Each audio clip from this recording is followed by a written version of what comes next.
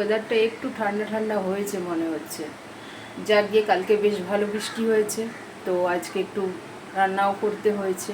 তো দেখো কি রান্না করে ফেললাম তোমার ওই পটল আলু ভুজিয়া, ডাল, আর এইটা একটা তোমার হচ্ছে কি মাছ জানো, এটা হচ্ছে তোমার বাছা মাছ। এই মাছটা রেসিপি আমার দেওয়া আছে। এই মাছটা গরম জলে ফুটিয়ে নিয়ে তার ছালগুলোকে ছাড়িয়ে নিয়ে নুন হলুদ দিয়ে ভেজে তাকে